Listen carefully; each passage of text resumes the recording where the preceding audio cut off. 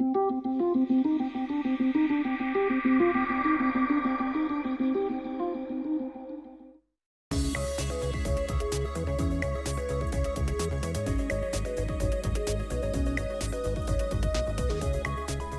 le sujet, les hautes technologies et la cybersécurité.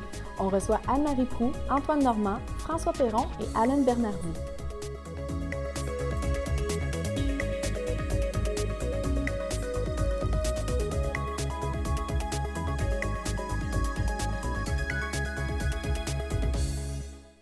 Bonjour, je m'appelle Geneviève Turcot et je vous souhaite la bienvenue à cet épisode de Reflet économique, un projet de la Chambre de commerce de Gatineau.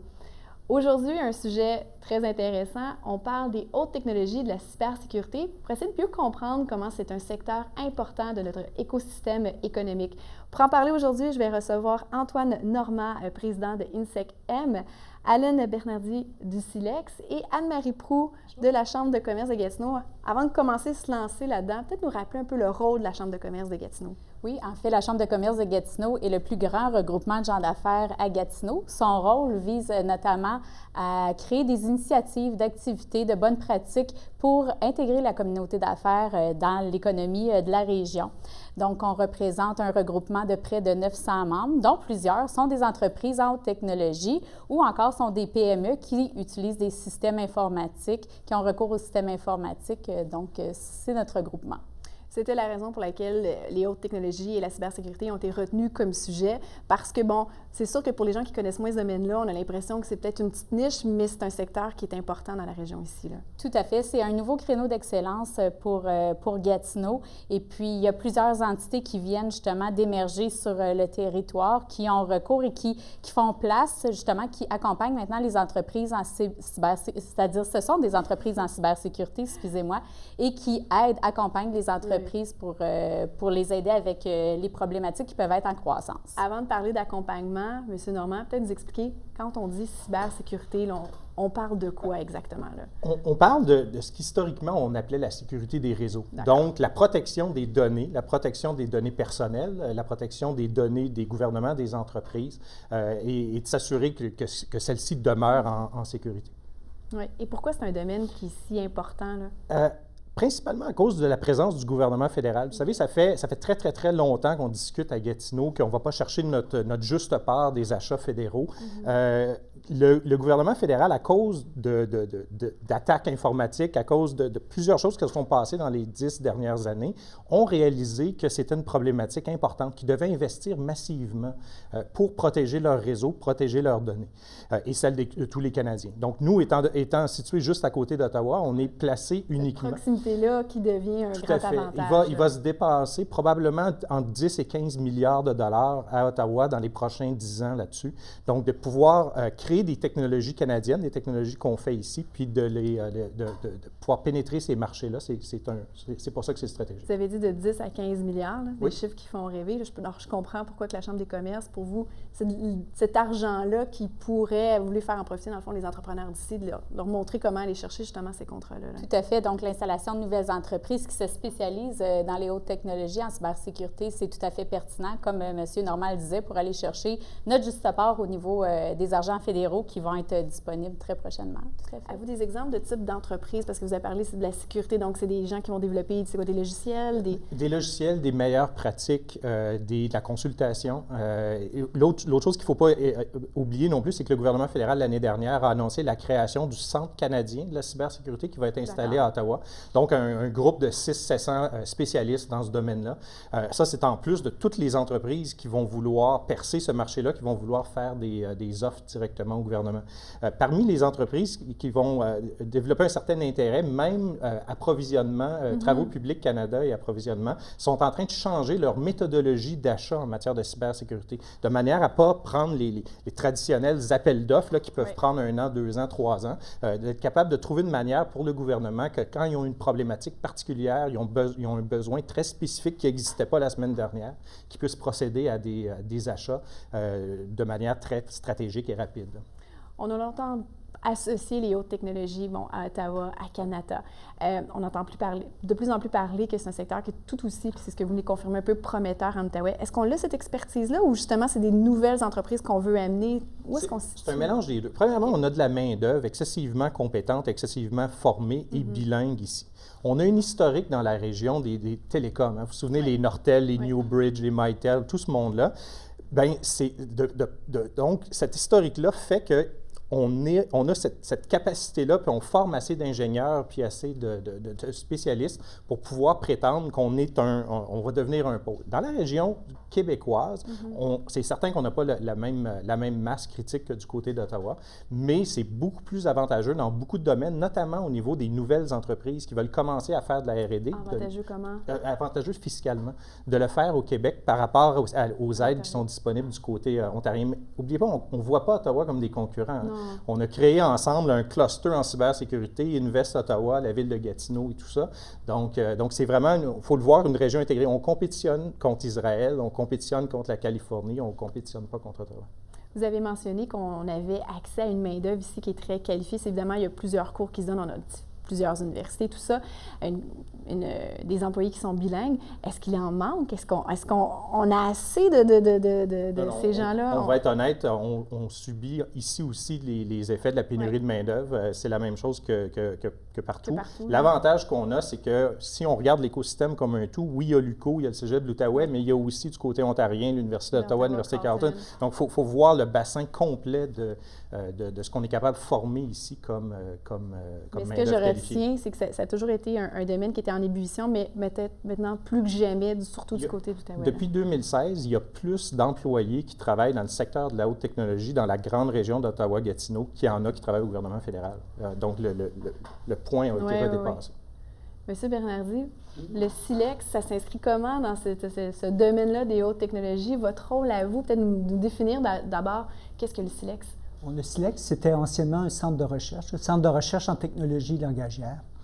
Et on s'est réinventé dernièrement, là, donc dans les 2015, vers un catalyseur d'innovation et un espace pour entrepreneurs. Donc, on travaille avec des entreprises de tout âge. C'est pas seulement des startups. Vous avez des entreprises mais on a le volet start-up. Donc, l'entrepreneur avec une idée peut venir nous voir. On va l'aider. Mais ça peut être des entreprises qui sont un petit peu plus matures, exactement, et qui ont des problèmes au niveau de l'innovation, au niveau de le développement technologique, le virage numérique, et on va les accompagner dans cette transformation-là qu'ils doivent faire pour rester compétitifs à ce niveau-là. Donc, au niveau de la cybersécurité, grâce au support de la ville de Gatineau, on va développer des services spécialisés pour les startups dans le domaine de la cybersécurité. Donc, présentement, on en accompagne, mais on n'a rien de spécialisé. Donc là, on espère en avoir assez pour créer des cohortes de startups en cybersécurité. De cette façon-là, on pourra vraiment les amener vers les marchés, leur faire connaître exactement c'est quoi, comment percer dans ce domaine-là, comment faire affaire avec le gouvernement, etc. Quand vous dites accompagnement, ça se traduit comment, là? Parce que, bon, je peux comprendre une entreprise qui est, comme on a compris, peu importe le niveau, qui arrive, qui débarque au SILEX, ça veut dire quoi un accompagnement? Ça veut dire de diagnostiquer le problème, premièrement, ou diagnostiquer les besoins, si on veut. Et par la suite, avec ce diagnostic-là, on voit ce qu'ils ont besoin pour partir de l'idée de développer un produit, de développer une entreprise. Et on les aide en les mettant en relation avec d'autres entrepreneurs, avec des sources de financement. Toujours dans le domaine des hautes technologies. Hein. Toujours dans le domaine de l'innovation. Puis particulièrement dans les hautes technologies. La plupart de nos entreprises sont dans les hautes technologies. Est-ce que vous pouvez donner peut-être des exemples, sans tout dévoiler, de types d'entreprises, de services que vous voyez passer là, au SILEX? Donc, ça peut ressembler à quoi? Donc, au niveau de la cybersécurité, une entreprise comme Crypto4A, par exemple, qui est une entreprise d'entrepreneurs à répétition. Donc, ils connaissaient bien comment partir une entreprise, mais ils connaissaient beaucoup moins les différents programmes de financement. Donc là, l'accompagnement s'est fait principalement au niveau du financement. Mais on en a d'autres aussi qui touchent d'autres domaines, tels les implants oculaires, qu'est-ce qu'il y a d'autre aussi au niveau de la réalité virtuelle, différents autres domaines de haute technologie. Donc, le potentiel est là. La population, l'éducation nécessaire, exactement qu'est-ce qu'Antoine disait un peu plus tôt, là. Ça, on se retrouve avec des gens très qualifiés, mais qui ont quand même besoin de cette accompagnement-là. Parce que je comprends qu'il y a tous ces contrats-là que tout le monde veut aller chercher, mais il faut les aider, ces entreprises-là. Là. Puis, on n'a pas nécessairement, les entreprises n'ont pas nécessairement la masse critique nécessaire pour prétendre à ces contrats-là. Donc, c'est peut-être un accompagnement à l'occasion sur comment faire affaire, comment devenir un sous-traitant d'une plus grande entreprise qui est un intégrateur qui, lui, va chercher des parts importantes de contrats. Non, exactement. C'est cette mise en relation-là et de travailler ensemble, c'est une des choses qu'on apprend nos startups. Plusieurs entrepreneurs se voient en compétition avec tout le monde, ne veulent pas partager leur idée, mais c'est justement en travaillant avec d'autres. En fait, c'est un peu le contraire de travailler dans un catalyseur, c'est de mettre à profit les connaissances de tout le monde et les forces. Là. Exactement. Donc, vous les aidez un peu à changer de mentalité quand ils passent chez vous pour avoir de l'aide. C'est bien ça. Est-ce que vous pouvez chiffrer le nombre d'entreprises qui présentement sont sous votre aile? On en suit à peu près 50. Quand même. Présentement, c'est à différentes... Pour certaines, c'est à toutes les semaines qu'on a des rencontres avec eux autres. Et pour d'autres, c'est au mois, ou 2 mois, ou 3 mois. Donc, ça dépend des besoins. On fait aussi des projets de recherche spécifiques, donc en partenariat avec l'UQO, par exemple, avec des professeurs de l'UQO, puisqu'on est co-localisé aussi avec l'UQO.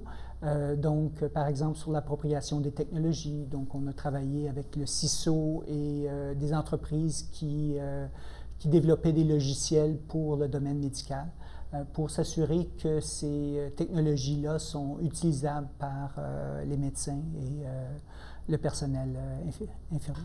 Très intéressant. On va arrêter de prendre une petite pause. Monsieur Bernardi, je vous remercie d'avoir accepté de nous présenter Silex. Monsieur Normand, Madame Proulx, je vous garde avec moi. On continue la discussion après la pause.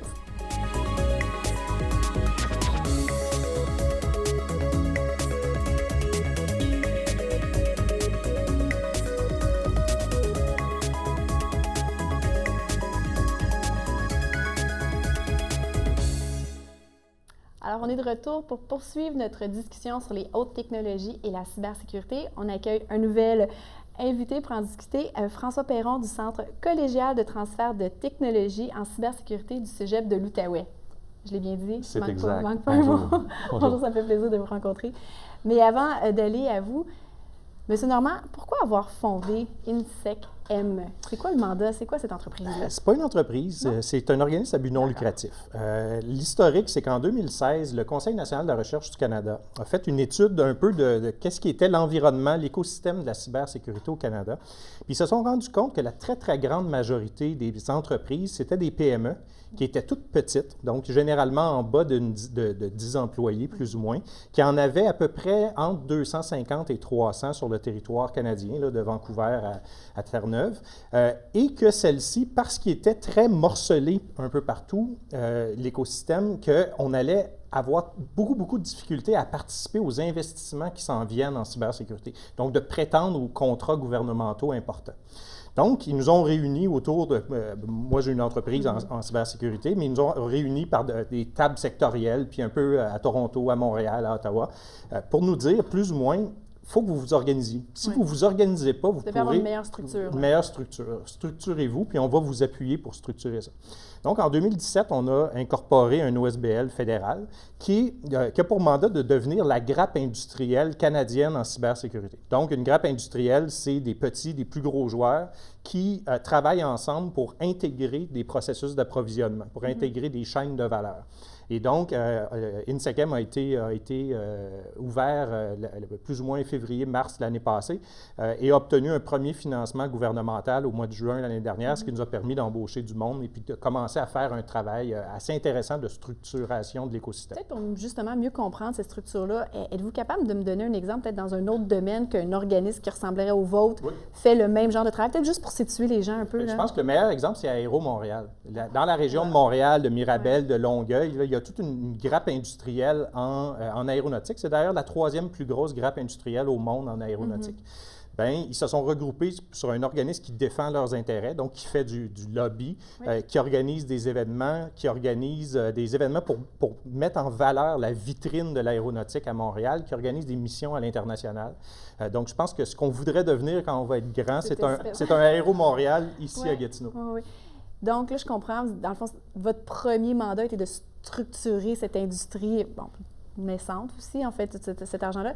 Quel genre d'accompagnement vous allez offrir et vous offrez dans le fond? Là? À quelques niveaux. Premièrement, un accompagnement au niveau des entreprises qui veulent intégrer des chaînes de valeur. Donc, défense, sécurité, sécurité publique, approvisionnement, Travaux publics Canada, ce type de gros acheteurs-là, le secteur financier, le secteur manufacturier. Donc, aider ces PME-là à s'organiser pour pouvoir prétendre à ces marchés-là. Deuxièmement, un accompagnement au niveau de visibilité. On organise des colloques, on organise des événements. On a organisé un gros colloque à l'UQO à l'automne dernier. On travaille avec d'autres, comme par exemple Aéro Montréal, à organiser des événements où est-ce qu'on parle de cybersécurité de l'aéronautique, le hacking des avions, des systèmes de navigation, des trucs comme ça.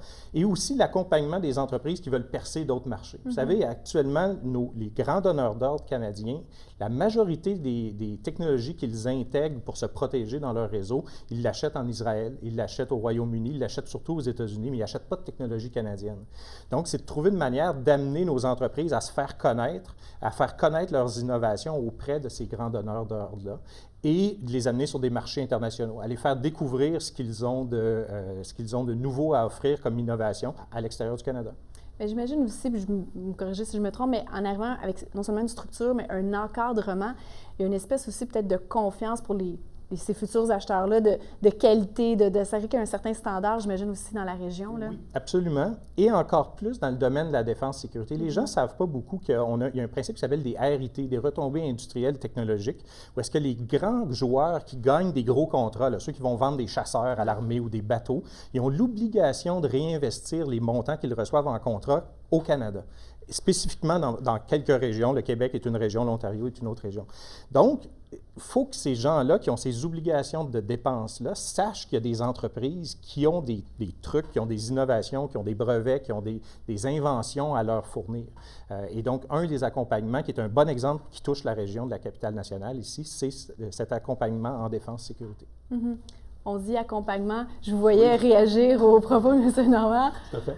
C'est votre rôle aussi d'être là dès le départ. Oui, parce qu'un CCTT, donc on a parlé de l'acronyme tantôt, un centre collégial de transfert de technologie exact, ça sert à appuyer les PME innovantes. Donc, quand on parle de regrouper, de réussir à baisser la barrière à l'entrée pour ces entreprises-là pour aller toucher des nouveaux marchés. Baisser la barrière à l'entrée pour, ultimement, la montée en qualité et en rendement plus tard. Absolument, tout à fait, exact. Il y a 3 volets principaux sur lesquels on peut agir.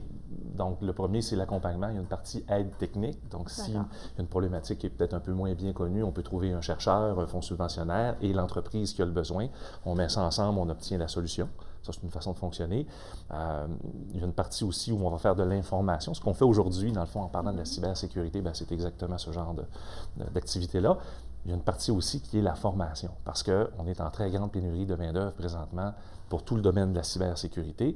Donc, comment est-ce qu'on peut réussir dans la région ici, peut-être même au Québec, de former les futurs praticiens en cybersécurité? On va aller les chercher par le cerveau le plus tôt qu'on est capable de le faire. Présentement, dans le domaine, les femmes sont représentées à seulement 2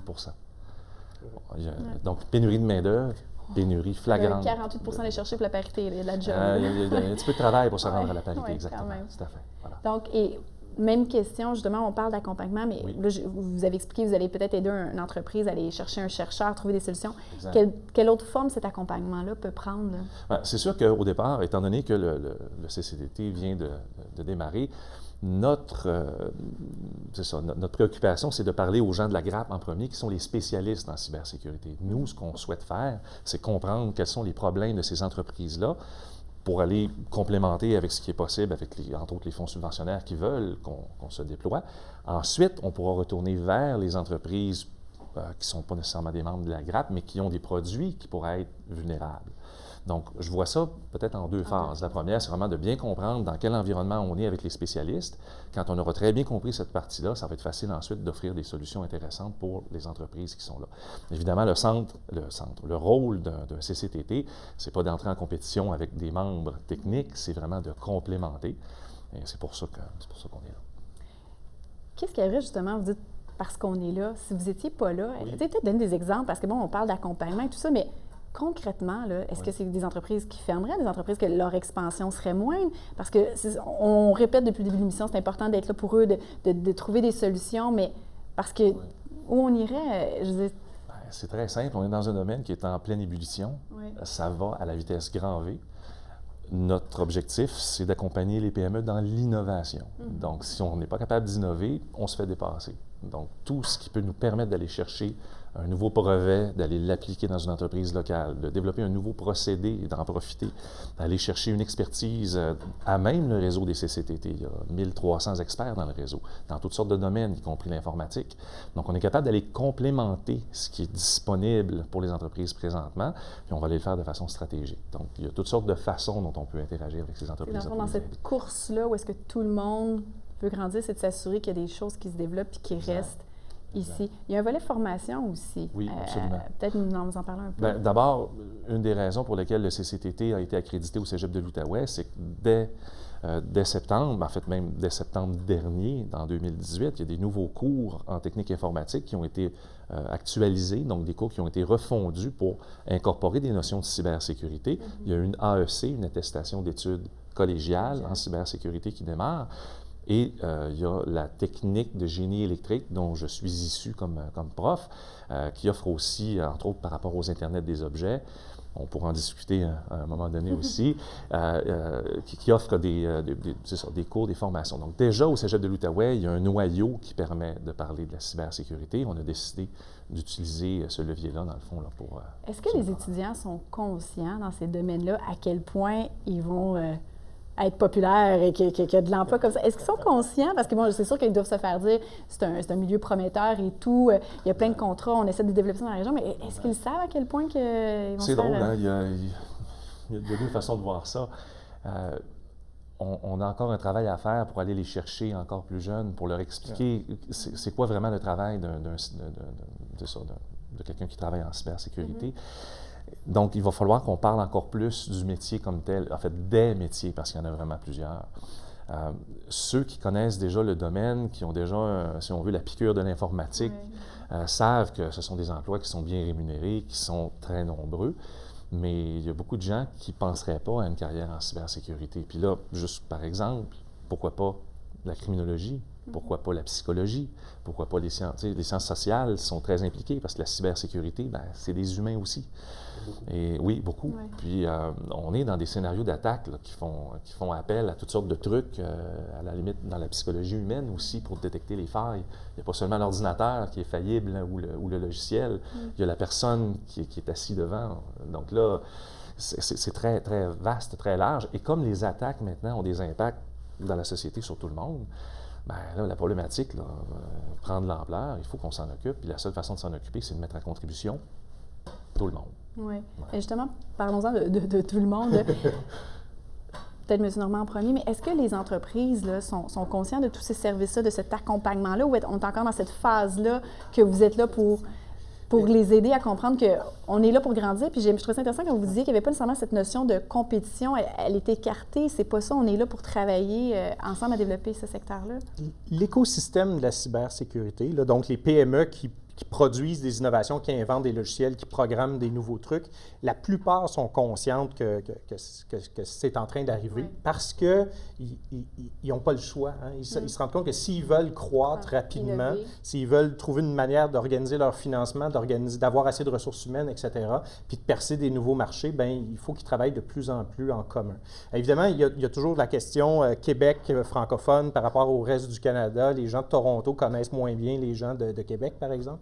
Mais où est-ce que je pense que la conscientisation n'est pas rendue encore, c'est comment vulnérables sont les entreprises qui utilisent l'informatique pour leurs activités jours, courantes. Ceux qui ont des usines, bien, chacun des petits senseurs dans une usine, puis chacun des contrôleurs de ces petits senseurs-là, c'est tous des éléments qui maintenant peuvent être attaqués.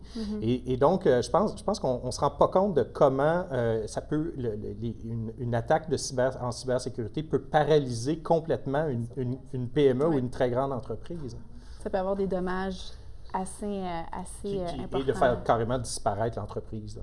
C'est ce qui est envisagé dans beaucoup de scénarios. Il y a eu un scénario lundi où la firme néerlandaise qui fournit les systèmes que les grands cabinets de comptables utilisent a été attaquée.